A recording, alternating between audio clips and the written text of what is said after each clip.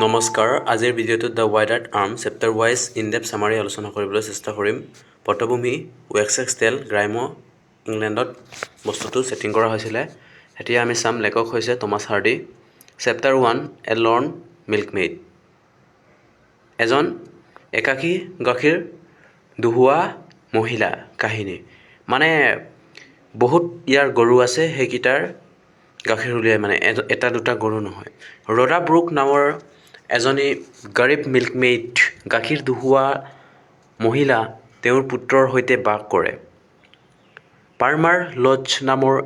এজন ধনী কৃষকে নতুনকৈ বিয়া কৰিছে গাঁওখনত সকলো লোকেই তেওঁৰ নতুন পত্নী গাৰ্টিউড লজ সৌন্দৰ্যৰ কথা আলোচনা কৰে ৰডা ই বহু বছৰ আগতে পাৰ্মাৰ লজৰ সৈতে সম্পৰ্কত আছিল আৰু তেওঁ এজন অবৈধ সন্তান পুত্ৰ আছে কিন্তু লজে ৰডাক এৰি গাৰ্টিউডক বিয়া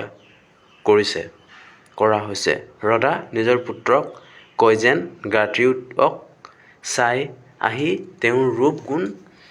বৰ্ণনা কৰে মানে এনেকুৱা হ'ল যে ইন দ্য লৰ্ন মিল্কমেইড প্ৰথম চেপ্টাৰটোত তেওঁৰ যিটো প্ৰেমৰ সম্পৰ্ক আছিলে ৰডা ব্ৰুক মিল্কমেইড আৰু গাৰ্টিউড লজ সেই দুজনৰ পাৰ্মাৰ লজ আৰু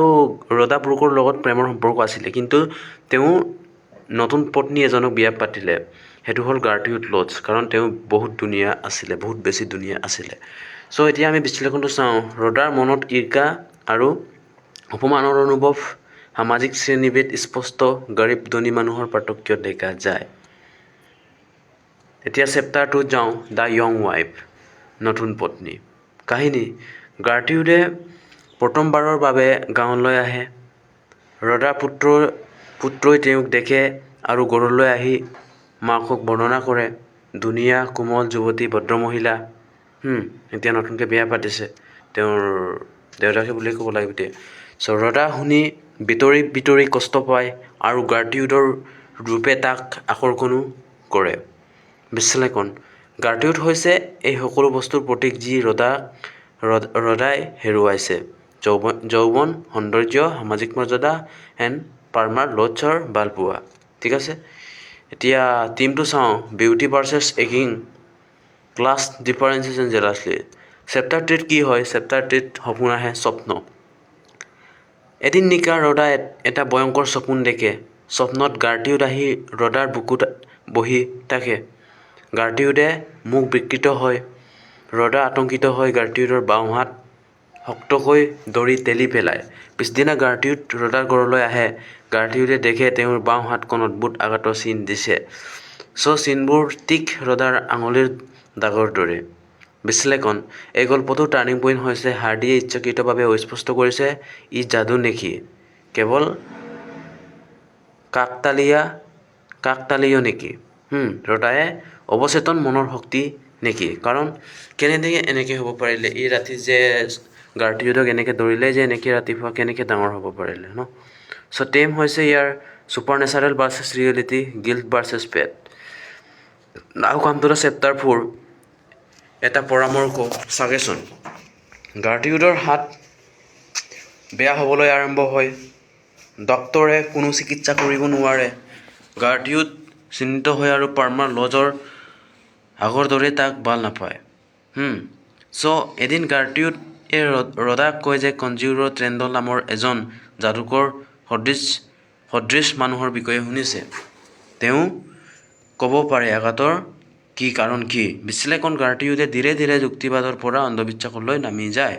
এতিয়া চ' টেম হৈছে decline of the rationality and the fear of the physical imperfection so' chapter number 5 conjurer Trendle যাদুকৰ ট্ৰেণ্ডল চ' ৰডা আৰু গাৰ্টিউড একেলগে ট্ৰেণ্ডলৰ ওচৰলৈ যায় ট্ৰেণ্ডলে এক গিলাচ পানীত ডিম ভাঙি এক ধৰণৰ যাদু প্ৰক্ৰিয়া কৰে গাৰ্টিউডে এই পানীত এজনী মহিলা মুখ দেখে সেই মুখ ৰডাৰ মুখ আছিল ঠিক আছে চ' গাৰ্টিউড আচৰিত হয় গাঁৱৰ মানুহে সন্দেহ কৰিবলৈ ধৰে যে ৰডাই গাৰ্টিউডক অভাৰলুক উইটচক্ৰেফ্ট কৰিছে চ' বিশ্লেষণ ট্ৰেণ্ডল দৃশ্যটো Victorian England লোকবিশ্বাসৰ Pratik Theme means witchcraft, folk belief, and the suspicion of the social exclusion. Chapter number 6 second attempt দ্বিতীয় চেষ্টা কাহিনী 6 বছৰ পাৰ হয় তাৰপিছত গাৰ্টিউৰে হাত এতিয়া শুকাই যায় পাৰ্মাৰ লডছ আগৰ দৰে ভাল নাপায় সন্তান নোহোৱাত বিবাহ জীৱনো সুকৰ নহয় গাৰ্টিউ নানা ধৰণৰ ঔষধ যাদু টুনা মন্ত্ৰ চেষ্টা কৰে আকৌ ট্ৰেণ্ডলৰ ওচৰলৈ যায় আৰু ট্ৰেণ্ডলে কয় এজন পাচি দিয়া মানুহৰ গৰম ডিঙিত তোমাৰ হাত স্পৰ্শ কৰিব লাগিব তেতিয়াহে ভাল হৈ যাব তেতিয়াহে আৰোগ্য হ'ব পাৰিব তেতিয়া গাৰ্টিউৰে আগৰ কোমল আৰু যুক্তিবাদী মহিলা নহয় তেওঁ অন্ধবিশ্বাসৰ বন্দী হৈ পৰিলে এতিয়া তেওঁ obsession ডেছপ্ৰেশ্যন ছুপাৰষ্টিশ্যন versus science chapter number 7 এ ৰাইড তেওঁৰ যাত্ৰা গাৰ্টিউৰে গোপনে কেষ্টাৰ ব্ৰিজলৈ যায় চ' তেওঁ লক্ষ্য কৰে যে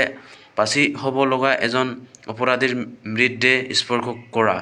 চ' তেওঁ আশা কৰে যে এইটোৱে তেওঁৰ হাত ভাল কৰিব আৰু স্বামীৰ ভালপোৱা ঘূৰাই আনিব বিশ্লেষণ গাৰ্টিউৰৰ ডেছক্ৰিপশ্যন ইয়াত চূড়ান্ত পৰ্যায়ত এই যুক্তি সম্পূৰ্ণ এৰি দিয়ে থিম হৈছে human desperation psychological suffering and the blind পেইড ঠিক আছে চ' দ্য হেক অধ্যায়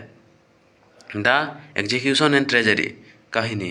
চ' দ্য কাৰাগাৰত গাৰ্টিউৰে পাচি দিয়া মানুহজনৰ ডিঙিত নিজৰ হাত স্পৰ্শ কৰে কিন্তু ভয়ংকৰ সত্য প্ৰকাশ পায় পাচি দিয়া মানুহজন হৈছে ৰদাৰ পুত্ৰ গাৰ্টিউড ভয় শোক আৰু আঘাতত মাটিত লুটকায় কিছুদিন পিছতেই তেওঁৰ মৃত্যু হৈ যায় পাৰ্মাৰ লডছ গভীৰ অনুশোচনাত ভোগে ৰদা সম্পূৰ্ণ একাকী হৈ পৰে বিশ্লেষণ হাৰ্ডিৰ বিখ্যাত ট্ৰেজিক আইৰনী ইয়াত দেখা যায় চ' গাৰ্টিউড যাক বচাবলৈ গৈছিল সেই প্ৰচেষ্টাতে তেওঁৰ ডংক আনে theme fate tragic irony and human helplessness and the social injustice ঠিক আছে চ' দ্য থিমটো চাওঁ গুৰুত্বপূৰ্ণ বিষয়বস্তু পেট নিয়তি মানুহে নিজৰ ভাগ্য সলনি কৰিব নোৱাৰে ঠিক আছে দেন দ্য নম্বৰ 2 জিলাছলি ইৰ্কা ৰডাৰ ইৰ্কাই সমগ্ৰ কাহিনী আগবঢ়ায় ছুপাৰষ্টিশ্যন ভাৰ্চেছ ৰেচনেলিটি ডাক্তৰে বিৰতি হোৱাৰ পিছত মানুহৰ যাদুত বিশ্বাস কৰে beauty and the physical appearance গাৰ্টিউডৰ সৌন্দৰ্য নষ্ট হোৱাৰ লগে লগে তেওঁৰ দাম্পত্যৰ জীৱন নষ্ট হৈ যায় ছ'চিয়েল ক্লাছ ধনী ফাৰ্মাৰ লডছ আৰু গৰীব ৰজাৰ মাজত স্পষ্ট সামাজিক বৈষম্য guilt and the psychological power ৰজাৰ অপৰাধী গল্পটোত গভীৰ মনস্তাত্ত্বিক ৰূপ দিয়ে অ'কে চ' দ্য ইউজিন এণ্ড এম in English exam conclusion the ৱাইডাৰ আৰ্ম হৈছে এক দুজনক ট্ৰেজিক গল্প য'ত থমাছ হাৰ্ডিয়ে ইৰ্কা অন্ধবিশ্বাস বৈষম্য আৰু সৌন্দৰ্য আৰু নিয়তিৰ নিষ্ঠুৰ শক্তিক চিত্ৰিত কৰিছে ৰডা গাৰ্টিউড আৰু পাৰ্মাৰ লডছ জীৱনৰ মাধ্যমে হাৰ্ডিয়ে দেখুৱাইছে যে মানুহে নিজৰ ভাগ্যৰ ওপৰত সম্পূৰ্ণ নিয়ন্ত্ৰণ ৰাখিব নোৱাৰে আৰু কেতিয়াবা সৰু ঘটনায়ো ভয়ংকৰ পৰিণতি আনিব পাৰে it is exactly true so' thank you so' much ৱাচিং this video' and bye bye